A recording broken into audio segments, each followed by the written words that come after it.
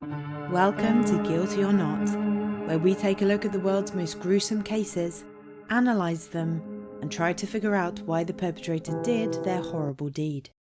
Dennis Rader, in full Dennis Lynn Rader, was also known as BTK, or the BTK Killer. He was born on March the 9th, 1945 in Pittsburgh, Kansas. He was an American serial killer who murdered 10 people over a span of 3 decades, before his arrest and confession in 2005. He called himself BTK because he bound, tortured, and killed his victims. Edgemore.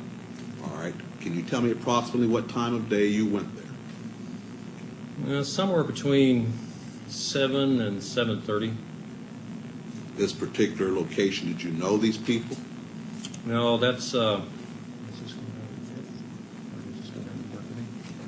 no, that was part of my, I guess my what you call fantasy.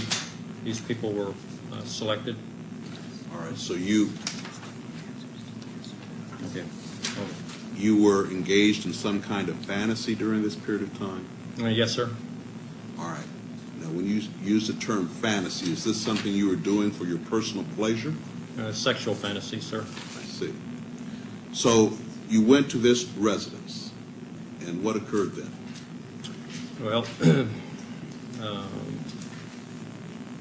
I had did some thinking on what I was going to do to either Mrs. Otero or Josephine, and basically broke into the house, or didn't break into the house, but when they came out of the house, I came in and confronted the family, and then we went from there.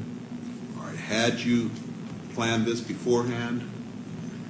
To some degree, yes. After I got in the house, I lost control of it, but it was, you know, in the back of my mind, I had some ideas what I was going to do, but I basically panicked that first day. So Beforehand, did you know who was there in the house? I thought Mrs. Otero and the two kids, the two younger kids, were in the house. I didn't realize Mr. Otero was going to be there. All right. How did you get into the house, Mr. Rader? I came through the back door, cut the phone lines, waited at the back door, had reservations about even going or just walking away, but pretty soon the door opened and I was in. All right. So the door opened. Was it open for you, or did something? I think one of the kids, I think the junior, or not junior, yes, the younger, Joseph, opened the door. He probably let the dog out because the dog was in the house at that time. All right. When you went into the house, what happened then? Well, I confronted the family, pulled a pistol, confronted Mr. Otero, and asked him to, you know, that I was there to basically, I was wanted to get the car. I was hungry, food. I was wanted, and asked him to lie down in the living room. And at that time, I realized that wouldn't be a really good idea. So I finally, the dog was a real problem. So I asked Mr. Otero if he could get the dog out. So he had one of the kids put it out, and then I took him back to the bedroom. You took who back to the bedroom? The family, to the bedroom, the 4 members. All right. What happened then? At that time, I tied him up.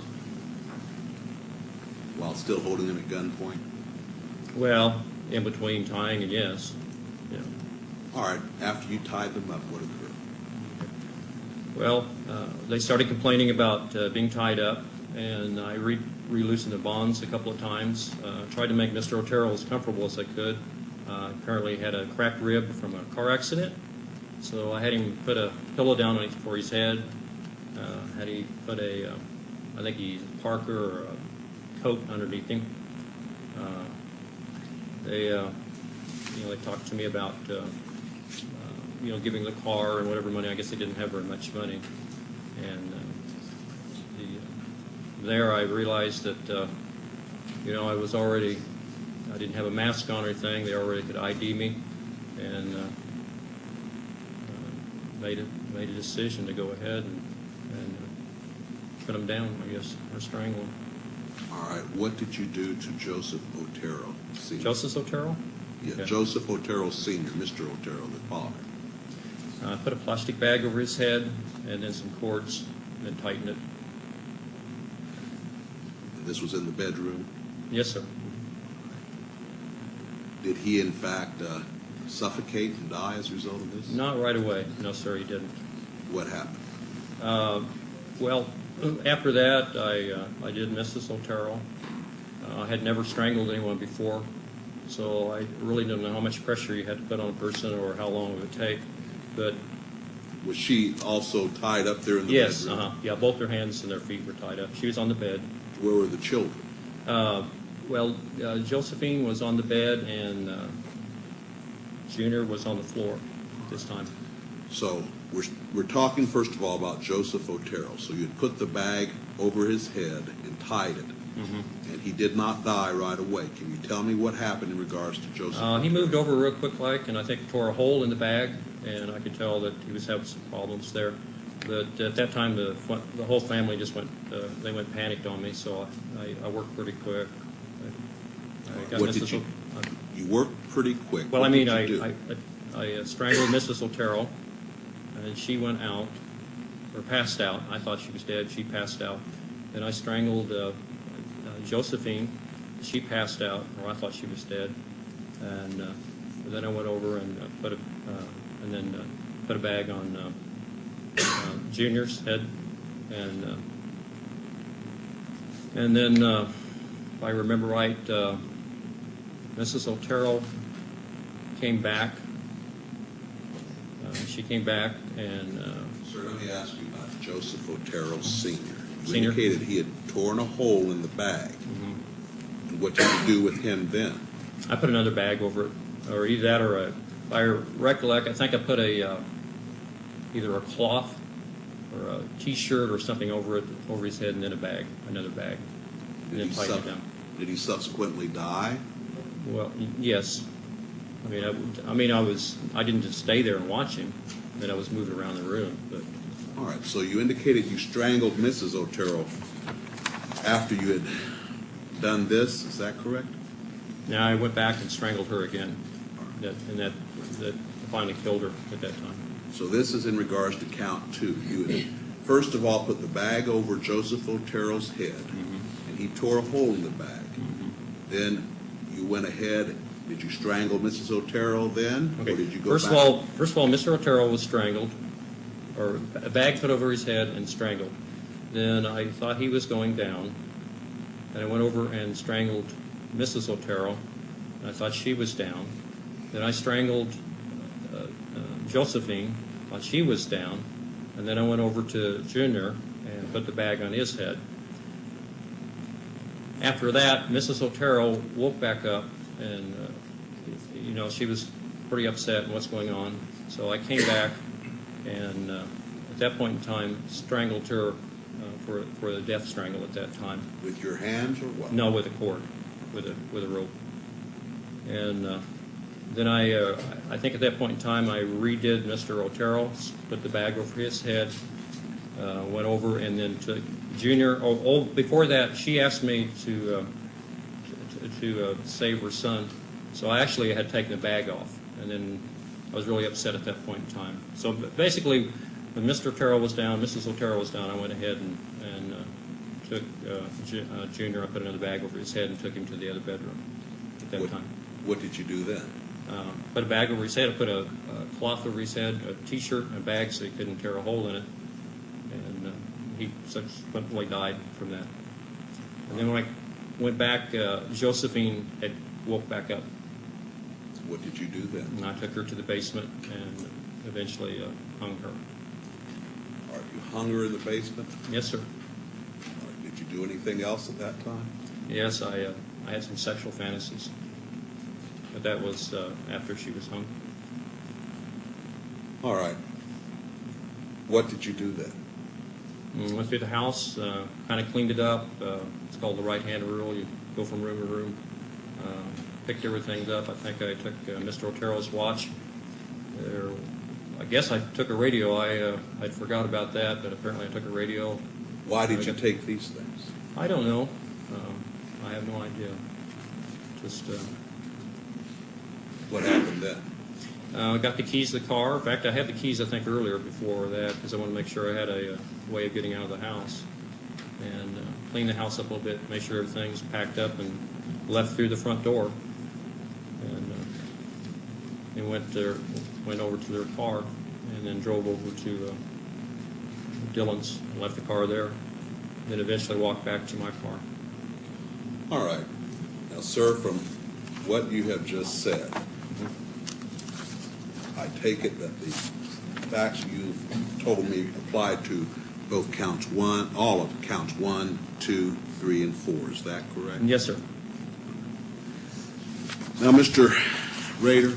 Your Honor, Yes. there's one thing that needs to be corrected on that record, and that is originally, I believe, he indicated 1834 Edgemore. The address was actually 803 Edgemore. All right, but I'd ask if it occurred in Sedgwick County.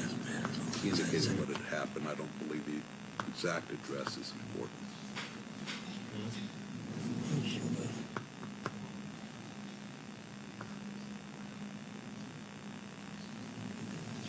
All right, Mr. Rader, we will now turn to count 5. In that count, it is claimed that on or about the 4th day of April, 1974, in Sedgwick County, Kansas, that you unlawfully killed Catherine Bright maliciously, willfully, deliberately, and with premeditation by strangulation and stabbing, inflicting injuries from which she did die on April 4th, 1974. Can you tell me what occurred on that day?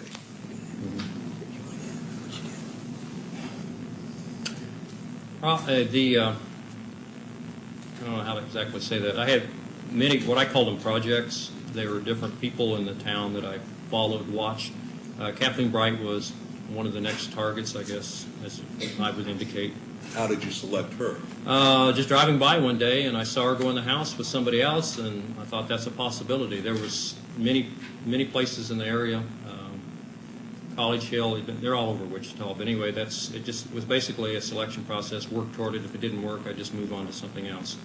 But my kind of person, stalking and scrolling, you go through the trolling stage and then a stalking stage. She was in the stalking stage when this happened. All right, sir. So you identified Catherine Bright as a potential victim. Yes, sir. What did you do here in Sedgwick County then? Pardon? What did you do then here in Sedgwick County? On this particular day, Yes. I broke into the house and waited for her to come home. How did you break into the house? Through the back door on the east side. All right, and you waited for her to come home. Where Yes, did sir. you wait? In the house there, probably close to the bedroom. I walked through the house and kind of figured out where I'd be if they came through. All right. What happened then? She and Kevin Bright came in. I wasn't expecting him to be there. And come find out, I guess they were related. That time I approached him and told him I was wanted in California, needed some car. Basically the same thing that I told the Turtles. Kind of ease them, make them feel better. And proceeded to, I think I had him tie her up first. And then I tied him up, or vice versa. I don't remember right now. At that Now, time. let me ask, you indicated that you had some items to tie these people with. Did you bring these items, both the Oteros and to this location? The Turtles I did. I'm not really sure on the Brights. There was some, when I was working with the police, there was some controversy on that. Probably more likely I did, but if I had brought my stuff and used my stuff, Kevin would probably be dead today. All right. I'm not bragging on that. It's just a matter of fact. It's the bonds I tied him up with that he broke them. So, All right. and maybe same with Catherine. It got out of hand. All right. Now, you indicated that you believe you had Kevin tie Catherine up. Mm-hmm. Tell me what happened then. Okay, I moved. After I really can't remember, Judge, whether I had her tie him up or she tied him up. But anyway, I moved. Basically, I moved her to another bedroom, and he was already secure there by the bed. I tied his feet to the bedpost, at the bottom of the bedpost, so he couldn't run. Kind of tied her in the other bedroom, and then I came back to strangle him. And at that time, we had a fight. Were you armed with a handgun at that time also? Yes, I had a handgun. What happened when you I came back? actually had two handguns. When I started strangling, either the parent broke or he broke his bonds, and he jumped up real quick like. I pulled my gun and quickly shot him. I hit him in the head, he fell over. I could see the blood, and as far as I was concerned, I thought he was down and was out, and then went and started to strangle Catherine. And then we started fighting because the bonds weren't very good, and so back and forth we fought. You and Catherine? Yeah, we fought. And I got the best of her, and I thought she was going down, and then I could hear some movement in the other room. So I went back, and Kevin, no, I thought she was going down, and I went back to the other bedroom where Kevin was at, and I tried to re-strangle him at that time, and he jumped up, and we fought, and he at that time shot me because he got the other pistol that was in my shoulder here. I had my Magnum in my shoulder. So Shoulder holster? Hmm? Did you have it in a shoulder holster? Yes, and I had the Magnum in my shoulder holster. The other one was a .22. And we fought at that point in time, and I thought it was going to go off. I jammed the gun, stuck my finger in there, jammed it. And I think he thought that was the only gun I had, because once I either bit his finger or hit him or something got away, and I used the .22 and shot him one more time. Edward Wayne Edwards. He was born on June the 14th, 1933, and died on April the 7th, 2011. He was a convicted American serial killer. Edwards escaped from jail in Akron, Ohio, in 1955 and fled across the country, holding up gas stations. By 1961, he was on the FBI's most wanted list. Edwards was captured and arrested in Atlanta, Georgia, on January the 20th, 1962. After he was granted parole in 1967, Edwards murdered at least 5 people between 1977 and 1996, and he is suspected of several additional killings. Murder committed there in Geauga County, and I'm responsible for it, and I am wanting the death penalty. But it seems that everything that I tell them, I mean, it's substantiated. They know it's the truth and stuff like this here, but they don't want to, for whatever reason, follow it up, or it's just that's why I decided that I would talk to you to try and get my point across. The kid that was killed, he was, I told him that his ride will be coming, and that there was some cigarettes in the bottom of the duffel bag. I said, you go ahead and get them out so you'll have access to them. And so the duffel bag is, for example, down here where my feet, and Danny is squatted down, and he's taking his hand, he's going through the bottom of the duffel bag trying to find the cigarettes, and I'm standing right here, and I have the sawed-off shotgun, and I ease it out of the bag while Danny's down there looking, and I put the shotgun kind of right here over his shoulder, right down here, easy, and I pulled the trigger. And it was a single shot, and so I put another shell in it and pulled it, the trigger, and he fell on over. And so I then backtracked. I left him there, left the duffel bag there, and it was well covered. I mean, nobody could see it way back in there. And I backtracked. Then we went back to the car, and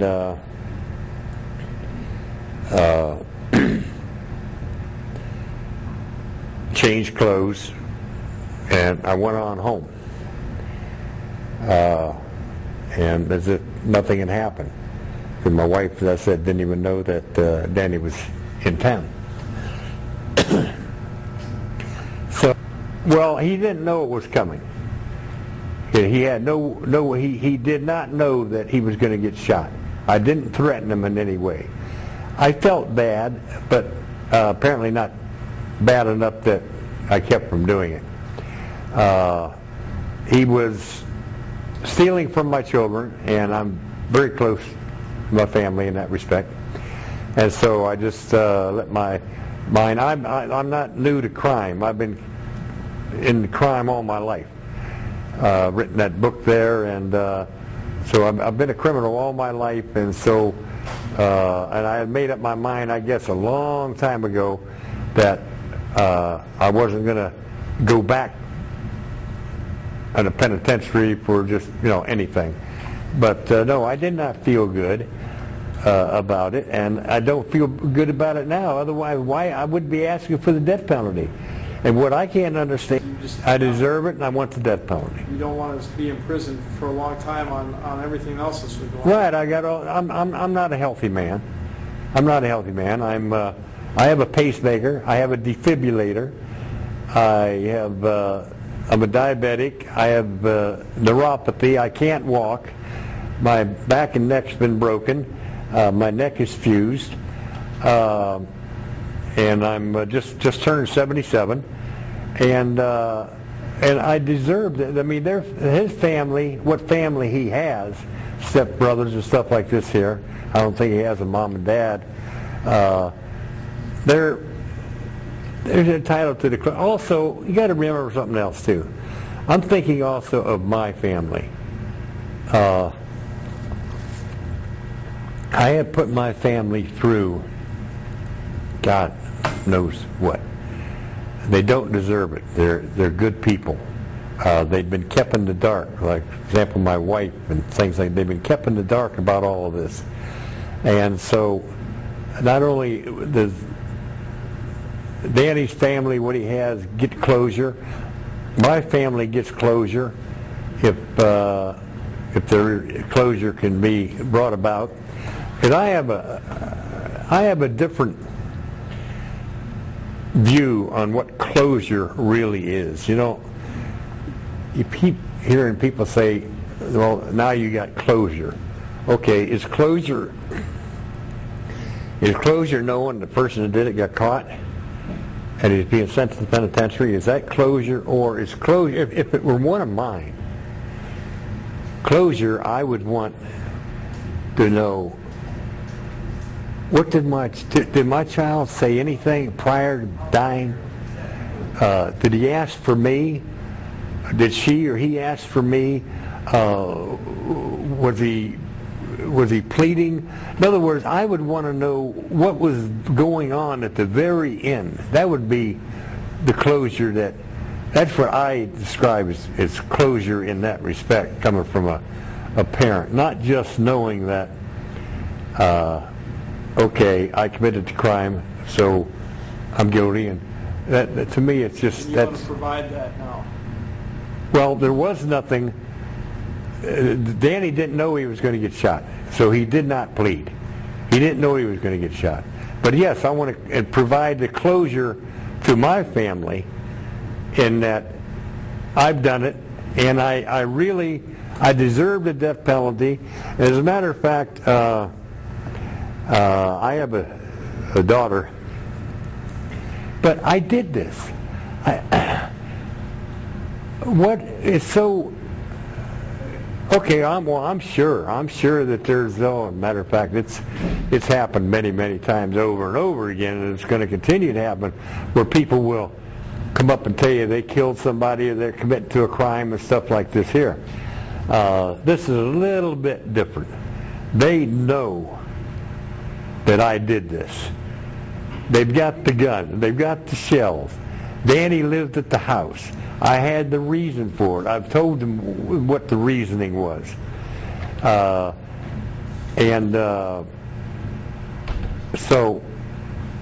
but they keep saying, we need the head. We need the head.